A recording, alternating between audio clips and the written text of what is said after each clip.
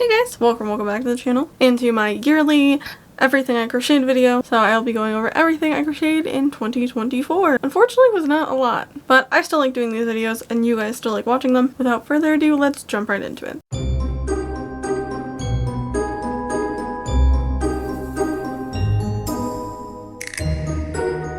So I didn't actually start crocheting anything until February, and that was this beanie, which I really love how this turned out. It was the first time ever making any beanies, and it was really simple and easy, and honestly I just loved it. Then in that same month I started making more spiders, so I made a gray one. I do sell these on my Etsy store. I will have my Etsy link down below if you want to go check out anything I make. And then in March, to get into the Easter sort of theme, I tried to crochet this peep. I don't know, I tried to go for like a dark Easter, gothic Easter something, and I just didn't like it.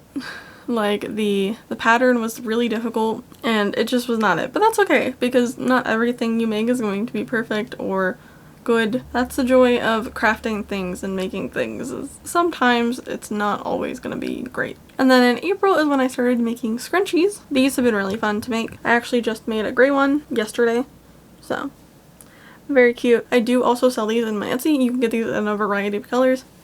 I sell them as a 2-pack. But yeah, the pattern is by Passioknit Kelsie on YouTube, and I also use the Juicy Couture yarn, and it's just so soft and so nice, and I just love how these turn out. So, and that's when I started making these. Next up, I made this frog hat. I do have it with me. It's just in the hammock I made with my stuffed animals, but I specifically made the frog hat to do a Quinny inspired makeup look from season 2 of Heartbreak High. I mentioned in the video that the second season of Heartbreak High, they really showcased a bunch of gorgeous crochet pieces, and this was one of them, and I knew I needed to make it. And yeah, I love how the makeup look turned out, and I love how the hat turned out. I thought the hat was really cute. It was the first time ever making something like that. This next one is sort of a continuation into 2023.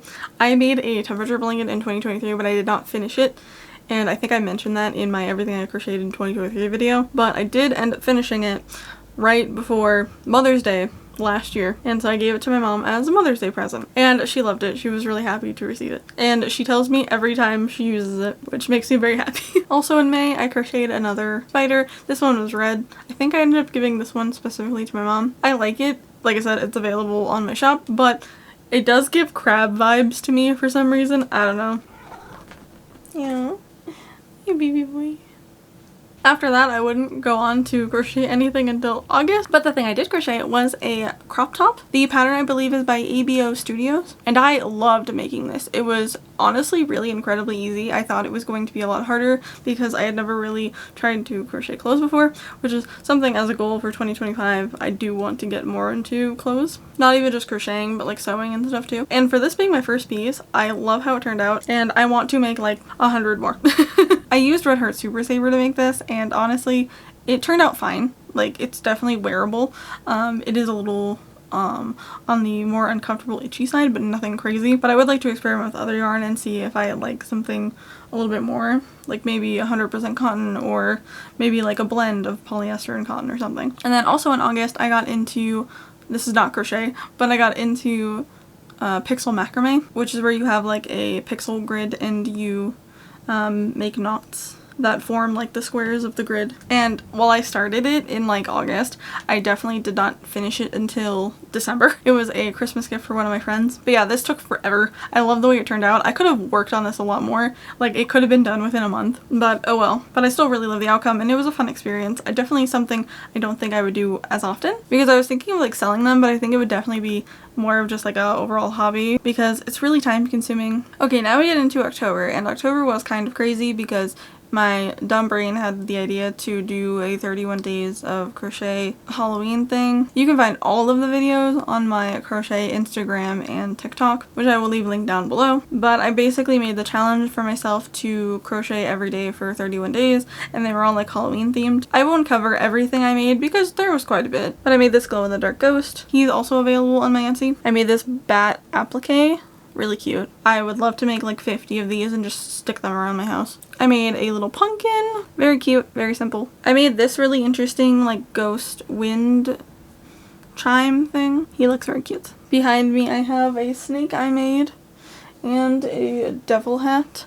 I will show closer, better pictures. But I did start making another snake. And then I think for the last day I finished off making this moon granny square. I've never made a granny square before, but I really like how this turned out. Will I make a bunch more and like put them together as like a little fun project thing? I don't know. If I do, it'll be like half moons, maybe half stars, or just half plain granny squares, because that wasn't that easy to make. Yeah, but like I said, you can check out all those videos on my Instagram and TikTok, because I made even more than just what I showed you. But I only did 15 out of the 31 days, which sucks, but I kind of shot myself in the foot. Like, I literally thought of the idea the day before October started. So then in November is when I got into bandanas. So I made this really cool orange and black one. Then I also made this granny stitch bucket hat. I was really into hats. The bandana pattern is by Passioknit Kelsie on YouTube, and the granny stitch bucket hat pattern is by Knotting Hook Crochet on YouTube. I'll try to have a majority of the videos I'm mentioning linked down below